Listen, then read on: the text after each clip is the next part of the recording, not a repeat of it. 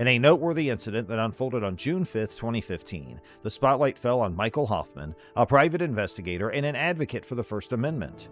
The scenario took place in Jacksonville, Florida, as Hoffman engaged in conducting surveillance as part of a case. His objective was to track down an individual's movements and actions across multiple locations. However, the situation took an unexpected turn when the person under surveillance alleged that Hoffman was stalking her. Investigator of some sort?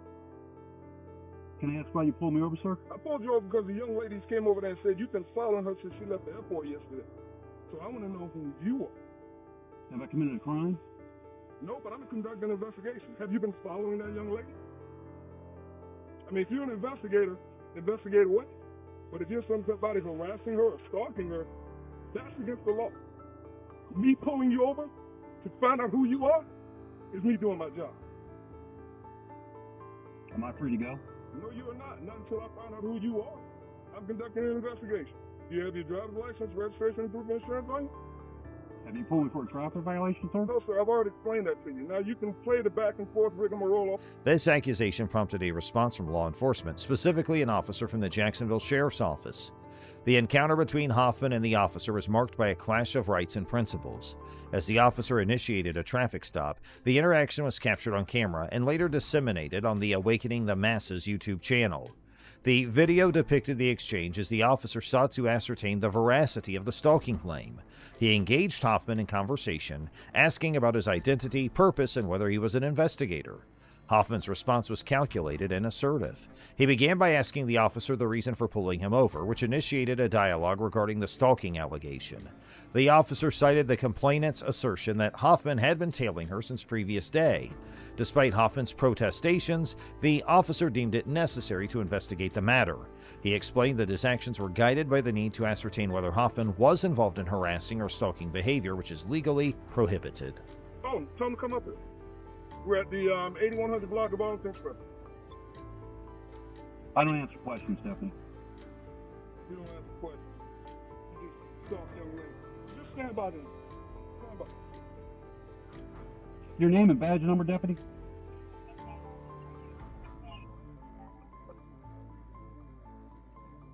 Your name and badge number, Deputy? Hey, buddy, what's going on here? Name and badge number, sir? Simpson 66190.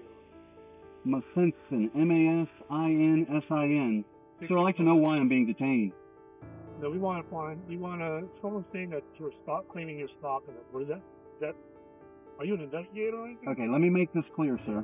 I would like for you to articulate what crime you... The crux of the disagreement hinged on the rights invoked by Hoffman. When the officer requested identification, Hoffman invoked his Fifth Amendment rights, a constitutional privilege against self-incrimination. This assertion caused a pivotal shift in the interaction, as Hoffman insisted he would only speak in the presence of legal counsel. The officer, seemingly perplexed by this response, requested that Hoffman bring his attorney to the scene for further questioning. Hoffman's stance was rooted in legal principles. He argued that during a Terry stop, law enforcement could pose a limited number of questions to establish identity and to determine if any suspicions were valid. However, Hoffman remained steadfast in asserting that he was under no obligation to answer questions without the presence of legal representation, especially considering the potential implications of his responses. The officer's actions were grounded in the assumption that a stalking accusation, combined with a corroborated vehicle description, constituted reasonable suspicion for a stop and investigation. This view aligned with legal precedent, exemplified by the 2002 case of United States v. Sokolow, which allows law enforcement to act on a tip if it bears indicia of reliability. The Supreme Court has ruled that reasonable suspicion necessitates a particularized and objective basis for suspecting wrongdoing. Despite the differing interpretations, the encounter eventually concluded with the officer permitting Hoffman to leave. The tension between rights and responsibilities underscored the complexity of police-citizen interactions. Some professional courtesy and treat me with the respect I deserve. That's it. What is your name and badge number? Well, here's sir. I gave you mine. 0051. Thank you. I appreciate that, Deputy. Was that so hard? No. The law states I don't have to give my name and information unless you suspect me of committing a crime. You don't. Then am I free to go? Because this is an illegal detainment. At this time. This is an illegal detainment. But like I said, your criminal matches description we were given. I respect that. Doesn't mean I respect you're guilty. that. I respect that. You're talking to the next law enforcement officer, buddy. Now, I understand you're doing no fault with that. You are doing your job. Okay. And the mere fact that I'm exercising my legal rights does not make... Shedding light on the importance of understanding legal rights during such encounters. Hoffman's case emphasized that individuals have the right to remain silent and request legal counsel during a Terry stop, while officers must balance their duty to investigate with the requirement to respect constitutional rights. The incident became a case study in navigating the delicate balance between law enforcement's duty to investigate and an individual's rights to privacy and legal protection. As the video disseminated, it sparked discussions about the scope of police authority during stops, the validity of accusations, and the intricacies of the Fifth Amendment privilege against self-incrimination. Michael Hoffman's assertiveness in upholding his rights and the officer's attempts to fulfill his duty encapsulated a pivotal moment in the ongoing dialogue about law enforcement practices and individual freedoms. Now let's take a look at the next investigation.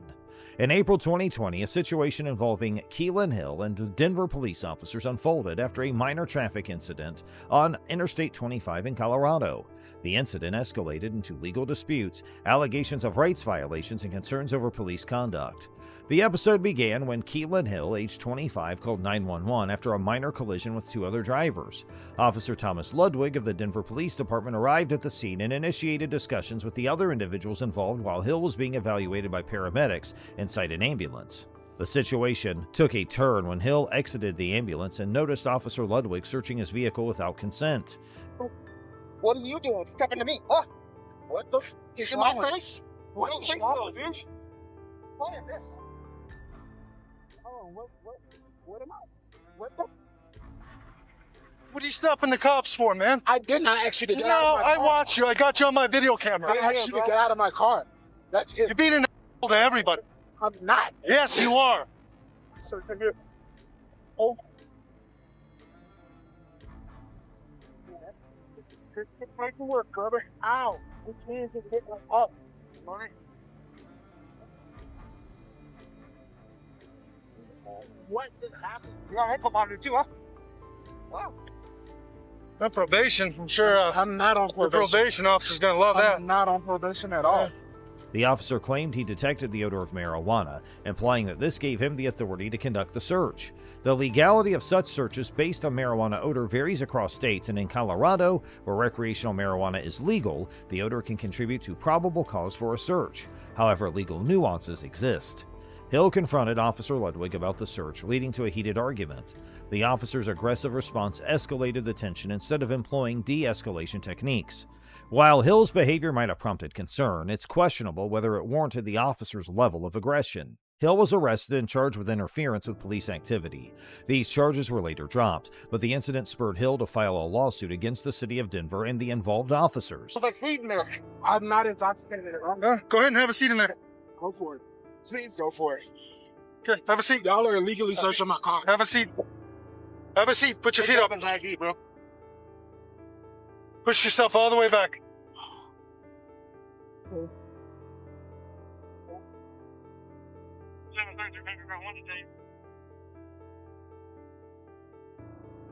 He alleged violations of his First and Fourth Amendment rights and claimed damages, including missing a master's degree final exam due to his incarceration. Critiques of the officer's conduct centered on several points. Firstly, despite the possible legality of the initial search, the decision to arrest Hill was deemed unnecessary and potentially unconstitutional. Officer Ludwig's unprofessional behavior, particularly his failure to de-escalate the situation, garnered criticism. His confrontational approach escalated the disagreement rather than diffusing it, highlighting the significance of emotional awareness in police interactions. Moreover, the officers faced criticism for their response to Hill's request for medical assistance. According to the Denver Police Department's Operation Manual, officers are required to provide medical attention to individuals in custody. Hill's expression of uncertainty about his injury should have prompted a more compassionate response from the officers, as opposed to the callous indifference displayed. This incident underscores the complexities of police interactions and the importance of effective de-escalation techniques. While the legality of certain actions can be ambiguous, officers should prioritize public safety and citizens' rights. Emotions and situational awareness play crucial roles in determining the outcome of such encounters. In September 2014, a concerning incident unfolded during a police accountability march in Lynn, Massachusetts, shedding light on officers allegedly breaking the law while being captured on camera. The incident was documented by Ms. Bay, the founder of the Bay State Examiner, an independent media source focused on police interactions and accountability. While attending the march, Ms. Bay noticed an undercover police officer trailing the protest in an unmarked vehicle.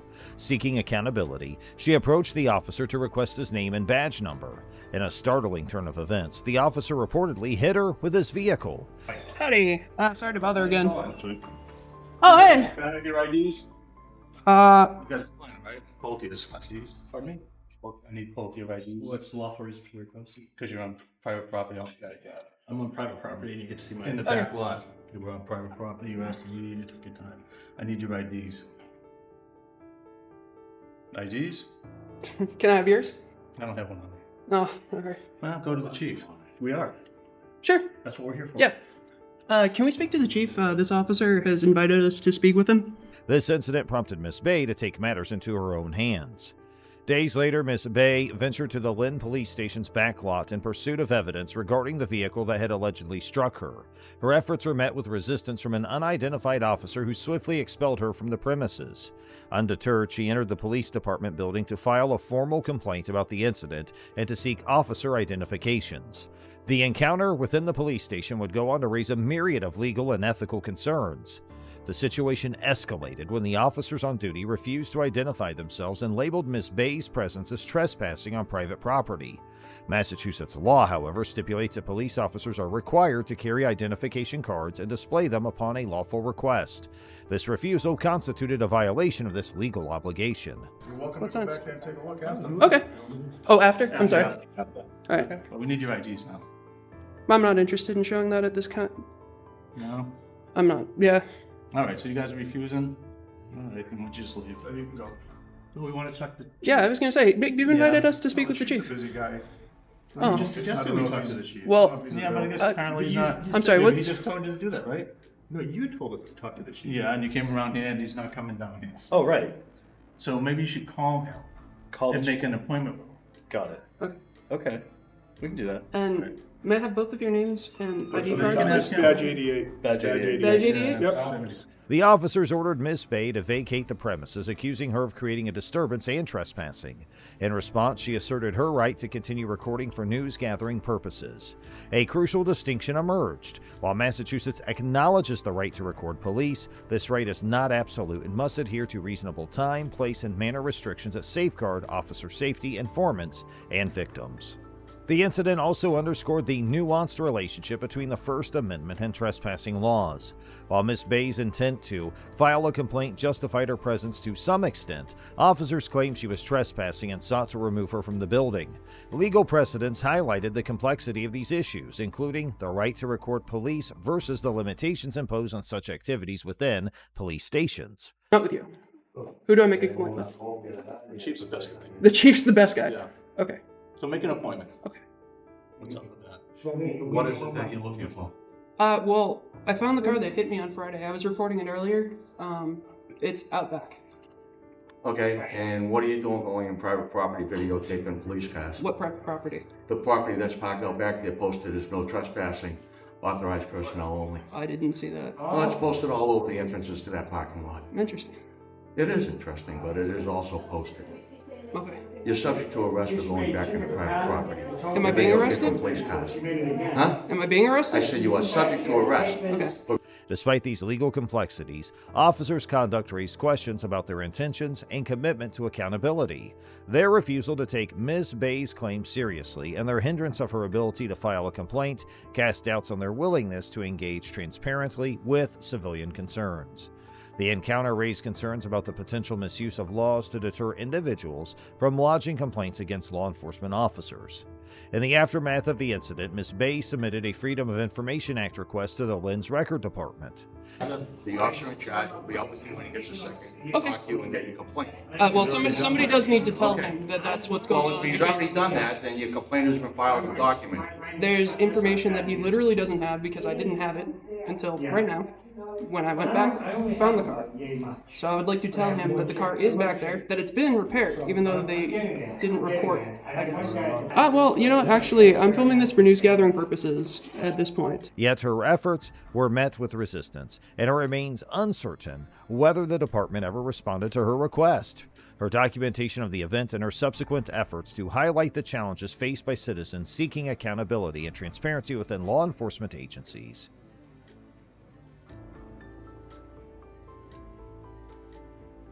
At the start of this clip, we see two cars pulling over on the side of the freeway, one belonging to the cameraman and the other to his friend, who was pulled over by state troopers for speeding. When the officer notices that the cameraman is with the guy who was pulled over, he asks him to pull over in front of him as well, but since the cameraman realized this was just retaliation, he decided to just pull over behind the cop car at that moment. Let's see what happens next. Yeah. Okay. So, driver's license and registration, please. You're lying. But you're pulling him over, right? You and him both. You just told me you were pulling him over, so. Yeah, well, he was going 87, you were going 85. No, I got my cruise on. Tell you to. I got my cruise on. Give me your driver's license and your registration and insurance. The cop asked the car driver to provide his driver's license and registration papers, to which the driver replied that the cop must be fooling around as the cop pulled over the driver's friend's car. The officer replied that he has pulled over both cars. The cop decides to cite both drivers for speeding, even though the cameraman claims to have his cruise control on. Well, you got to give me a minute for the registration, but here's my license. And you realize that how can you see my speed when he's right in front of me? You're following him. So here's what I did. I hit my front radar on him. He was going 87. As soon as he passed, it went to 85 on you. I never stopped the radar. That's the way it is. Do you have a printout of that? The man hands over his license to the officer, unaware that the officer can see his speed. The officer then explains, he's right in front of me and you're following him, so here's what I did. I hit my radar on him and he was going 87, but as soon as he passed, it went to 85 on you. Now, when I make a traffic stop, if you don't do as I say by pulling to the front of him, as you by say, being behind is that me, lawful? I'm trying to make is sure that I have lawful order? Yeah, it is, because it's officer safety. You're obstructing my traffic stop. Officer safety is not a law. So, I want you to pull the front of him so that you're not behind me. Quote me the code for that. So that I can make sure that I... Can you quote me the law for that? The officer then declares that we'll conduct a traffic stop. If you don't do as I say and I pull in front of him, I'm doing everything I can to ensure officer safety. You're in my way, so I'd like you to pull the problem behind me just to be sure. The code? I'm not going to pull you the law for that. Then there is no law for that. It is a lawful order. There's got to be a code for it. Stop. There has to be a code for it. For officer safety, there is no code. I don't care. Just like there's no code for public safety. Why is it that you won't do what I tell you to? I'm with him, okay? It's not safe for me to just pull up ahead. The man knows that the cop is lying and building up the laws that are not real, so he asks the cop to quote the law for whatever he says.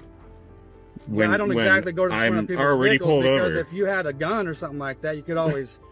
What are you so scared of? What do you mean, what am I scared of? That's the way we maintain our officer safety. You think everybody's out to get you? That is the way we maintain our officer safety. Why do you guys always think... I don't know who you are. I don't know where you're coming from. Your officer safety issue is ridiculous. You realize that? The cops then explain why he is terrified. He responds, you could always have a gun or something like that. I'm afraid that's the way we make do you think. Everyone's trying to get you. That's how we made it. What do you think? Here the man responds, I don't know who you are, and the safety issue is ridiculous. You realize you have one of the least dangerous professions in the world, and I don't have to cooperate since you didn't pull me over. You pulled him over. There's the insurance. Stand by.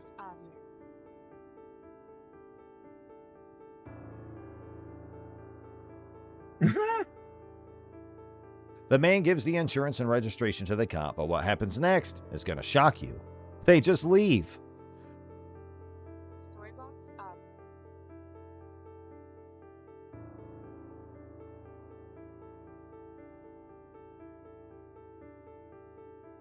The man then decides to follow them. The cop appears to refuse to disclose his service ID or information about a supervisor, instead merely handing the driver a ticket and telling him everything's on there. We have a suspicion the cop wants to get rid of this individual as soon as possible. I give that all to you on a card. No, you can verbalize it. I'm going to give it to you. It's the law. You're supposed to verbalize it. I'm gonna give it. Can I'm you gonna give verbally you. All I have to identify do is yourself? provide it to you. That's Verbally. all I have to do. Verbally. I'm gonna explain your citation Someone to that you. has vision problems. This is your violation. Is You the have reason vision problems? When the man asks for the police badge number, the officer refuses and says, "I'll give it to you." However, when the man begs him to verbalize it, the cop continues to refuse. After the continuous refusal of information, the cop gives the violation for speed to the man and leaves. Your violation is for speed. Oh, You're going what? 85 and a 70. Huh. I'm gonna give you a violation citation for Okay, what's your 80 name? and a 70. What's your name and badge number? Right down here. What's your name and badge number? Are you right going to down fail to here. identify? And now our next interaction between the cops and a citizen. The video begins with a man standing on the road leading to Iowa State Prison. Despite the fact that the road is publicly accessible, the cops say that it is private property. And your instructions on how to pay out a contest, whichever you choose. My Who- information who's is your down here. supervising officer? Huh? Who's your My supervisor? information is down here. I'm providing that information to you. Who's your There's supervisor? information. Have a safe day. The cop approaches the man and tells him, "We're not going to be concerned about you standing out here filming if you go back and approach that prison.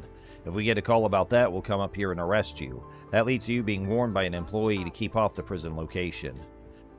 So we rode our bikes back this way because there's no signs right here saying that it's, private property or not publicly accessible. Such kind of, and so we rode back over in here, and Dum Dum decides to tell me that we're on private property. I understand it's penitentiary property, but this is a public accessible road to their visitors' parking lot. So, Storyblocks Audio. The cameraman shows the location and mentions that we rode our bikes back this way because there were no signs indicating that this is private land or public property that is not accessible to the public. So we came back in here and he informed me that we were on private property. I understand it's a necessary property, however, this is a public road leading to the visitor's parking lot. Florida just backed up here, claiming that this was a private road, and you claim that there was a sign up here, but the only sign is the K9 on premises. That's all. yeah, I know, and it's over. If this road, he says it's private, but there's no sign saying it's not. So I mean, and there's the parking lot's right there, right? That's where you go in to visit somebody, right? So this is open road, right? Ooh, right, and see, and then he's trying to tell me it's private, but I know it's not. You know it's not, because the public. How do I go and visit somebody if I want to visit somebody, right? Well, the parking lot. Right, so that's where I would go to the door though to find out, on information on how to visit somebody, right? Yeah, I mean, right. See, and I say it on. You're good as long as you're on the road. Right. Roadway, like it meaning this roadway. Oh, see, no. See, that's where I'm going to contest because there's no sign saying I can't go down this road. He said there's no access, no public access, only whatever personnel. Next, an officer arrives and the cameraman asks the officer about the property. The cameraman explains it's private, yet there's no sign stating otherwise. So I mean, the parking lot's right there, and that's where you're going to see someone, right? So if this is an open road, how do I go visit someone if I wish to see someone? So that's where I would go to the door to find out information on how to visit someone, right? The cop tries all they can to persuade the man to leave, but the cameraman continuously informs the officer he is perfectly legal to be on the road. The cops then tell him it's fine to film and be in the area, but they still ask for his ID. But what happens next is going to shock you and make you laugh. This is when the guy simply hands him a piece of paper with their ID scribbled on it, knowing full well he's not legally compelled to identify himself. They just want you to stay on the...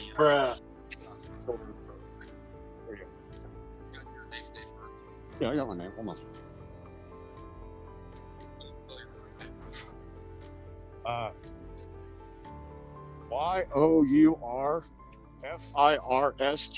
YOURFIRSTNAME. Your first name. Next, the man gives the same type of paper written on it with the name. This is surely a lesson for the cops using the law inefficiently. The man's now done with his tricks and asks the cops if anyone's informed about you guys coming over here because this is definitely public property and there's no sign over here. Here, something strange happens when the cops go from ordering to requesting. So what happened just now, and what did the man show them? Just take a look. The man then leaves after displaying his weapon, which is the law document outlining what rights the police would be violating if the man was not allowed to remain there.